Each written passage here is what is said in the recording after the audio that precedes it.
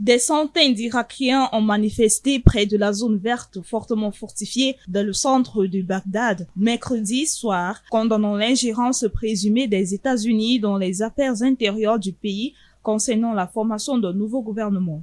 Les manifestants se sont rassemblés près du pont suspendu à l'entrée d'une route menant à l'ambassade américaine, scandant des slogans contre les États-Unis et exigeant le respect de la souveraineté de l'Irak.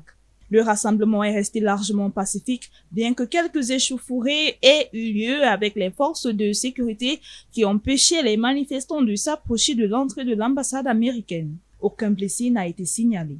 La manifestation a été déclenchée par une forte escalade de rhétorique entre Washington et Bagdad. Le président américain Donald Trump a menacé mardi que les États-Unis n'aideraient plus l'Irak si l'ancien premier ministre irakien Nouri al-Maliki revenait au pouvoir, invoquant des inquiétudes concernant ses politiques et idéologies passées. Ce même mercredi, al-Maliki a rejeté l'ingérence flagrante des États-Unis dans les affaires intérieures de l'Irak, la qualifiant de violation de la souveraineté irakienne, d'atteinte au système démocratique établi en Irak après 2003 et d'atteinte à la décision du cadre de coordination, le CF, concernant le choix de son candidat au poste de Premier ministre.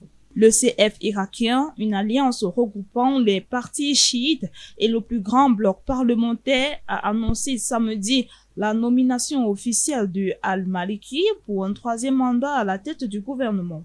Né en 1950, al-Maliki est le chef de la coalition État de droit et a précédemment occupé le poste de Premier ministre irakien pendant 2 mandats de 2006 à 2014. Dans le cadre du système de partage du pouvoir ethno-sectaire mis en place en Irak après 2003, la présidence est réservée à un Kouroud, le poste de président du Parlement à un musulman sunnite et celui de Premier ministre à un musulman chiite.